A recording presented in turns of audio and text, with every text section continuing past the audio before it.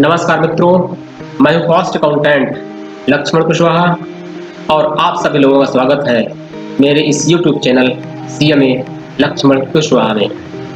आज हम चर्चा करेंगे कि यदि पति और पत्नी संयुक्त रूप से घर खरीदते हैं या मकान बनवाते हैं तो उसके क्या-क्या फायदे हैं। आज इस आधुनिकीकरण के समय या आधुनिकीकरण के दौर में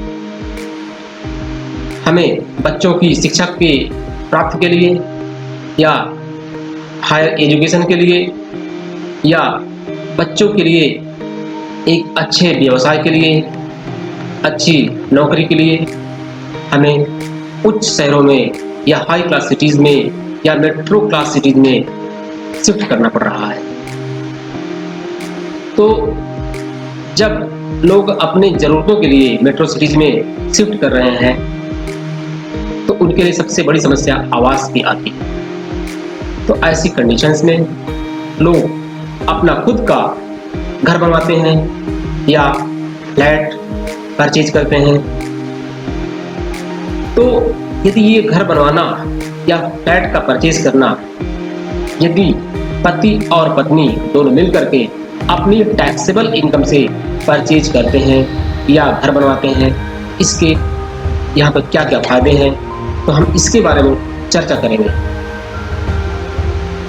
यदि पति और पत्नी दोनों मिल करके अपने टैक्सेबल इनकम से घर बनवाते हैं तो टैक्सेशन एंगल से, मूल्यांकन के एंगल से क्या क्या फायदे हैं, तो आइए इसके बारे में डिटेल से चर्चा करते हैं।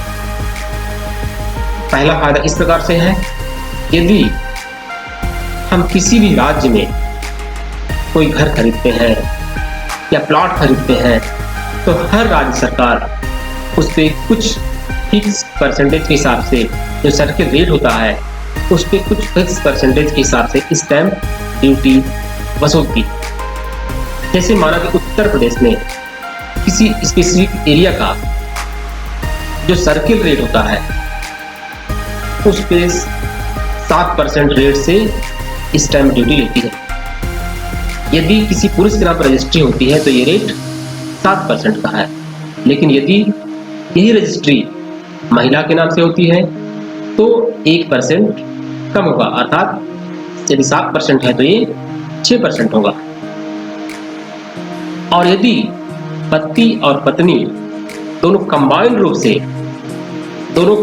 से घर खरीदते हैं, अर्थात 50% पत्नी के नाम और 50% पति के नाम है, तो जो पति का पार्ट होगा उस पे 7% के हिसाब से स्टैंप ड्यूटी पेएबल होगा और जो पत्नी का पार्ट है, अर्थात जो पत्नी का पार्ट है उस पे सिर्फ 6% ड्यूटी पे करना पड़ेगा, अर्थात हमें यहाँ पे 1% का फायदा मिलने वाला है। तो इसलिए संयुक्त रूप से कर लेने में हमें फायदा है।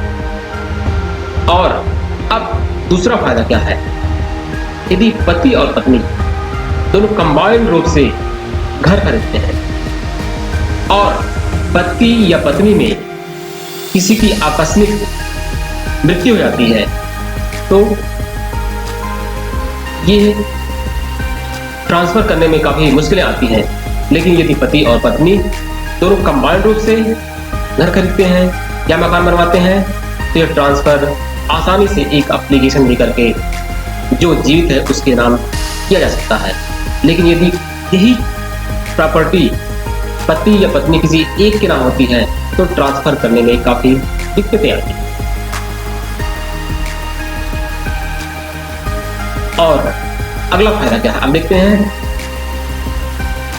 यदि हाउस प्रॉपर्टी या मकान पति और पत्नी दोनों के नाम पे होती है और फ्यूचर में हमें कभी इसे बेचना पड़ता है, तो जब भी हमें बेचना पड़ता है तो यहाँ पति और पत्नी दोनों की सहभागिता बहुत ही इम्पोर्टेंट होती है, अर्थात बिना दोनों की मर्जी के हम ये मकान या घर बेच नहीं सकते हैं। अर्थात फ्यूचर में जब भी हमें मकान की बिक्री करनी होगी तो दोनों का ही निर्णय बहुत ही जरूरी है। इसलिए फ्यूचर में कभी पति या पत्नी एक दूसरे को ब्लेम नहीं कर सकते हैं कि किसके निर्णय के कारण हमने घर बेचा है, अर्थात फ्यूचर में जो घर बेचने का एक कला होने वाला था या हो सकता था, उससे हम इससे बच सकते हैं। और संयुक्त रूप से यदि हम घर लेते हैं तो हम एक तरह से लेडी या वीमेन एम्पावरमेंट को बढ़ावा देते हैं। अगला हमारा फायदा है, यदि पति और पत्नी संयुक्त रूप से घर खरीदते हैं और फ्यूचर में हम किसी अपने पुत्र को या पुत्री को या बहू को गिफ्ट करना चाहें, तब भी इसमें दोनों की ही सहभागिता बहुत ही इम्पोर्टेंट है। अर्थात पति और पत्नी दोनों साथ मिलकर ही गिफ्ट तैयार करेंगे और इसमें दोनों का ही निर्णय, दोनों की ही सहभागिता इम्पोर्टेंट है। बिना दोनों की मर्जी के हम ये गिफ्ट किसी को भी ट्रांसफर नहीं कर सकते हैं। अगला फायदा है, जो सबसे बड़ा फायदा हमें मिलने वाला है, यदि पति और पत्नी कंबाइंड रूप से अपने टैक्सेबल इनकम से घर लेते हैं और वो ये घर लोन लेकर के लेना चाहते हैं, तो उसमें आइए देखते हैं क्या क्या फायदे हैं। यदि पति और पत्नी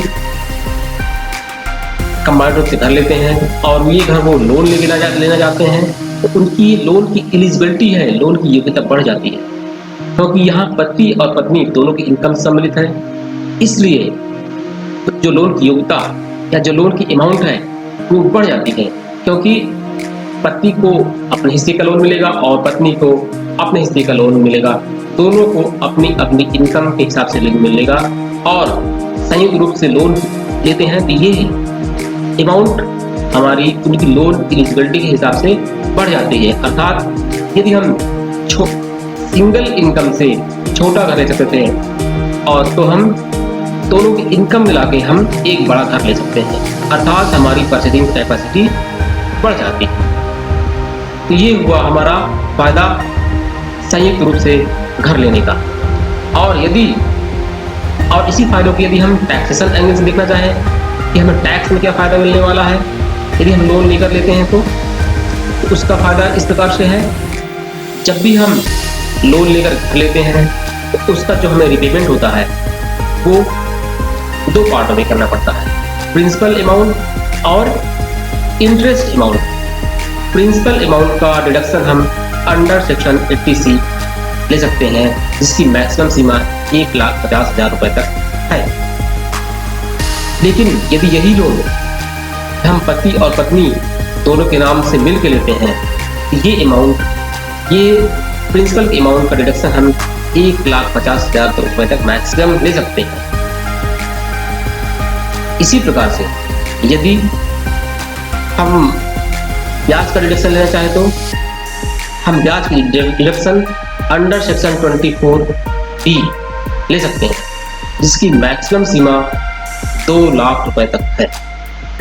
लेकिन यदि हम ये लोन पति और पत्नी दोनों के नाम से लेते हैं तो इसकी सीमा डबल हो जाती है, अर्थात अंडर सेक्शन 24D की डिडक्शन 4 लाख रुपए तक हो जाती है। तो हमने देखा कि यदि पति और पत्नी दोनों कंबाइंड रूप से घर खरीदते हैं लोन लेकर के, तो हमारे सारे डिडक्शंस डबल हो जाते हैं और लोन की हमारी अमाउंट भी हमारी इनकम के हिसाब से बढ़ जाती है।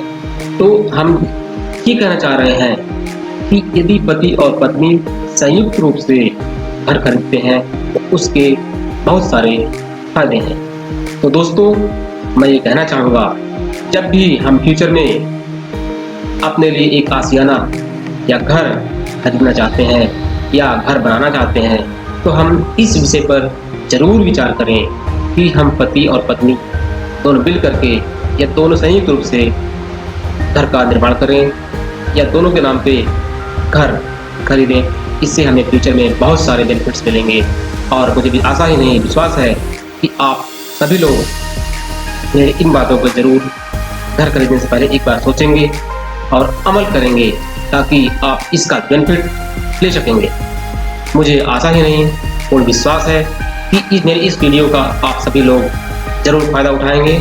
और यदि मेरा ये वीडियो आप सभी लोगों को पसंद आया हो तो जरूर लाइक करें, शेयर करें एवं सब्सक्राइब करें। धन्यवाद।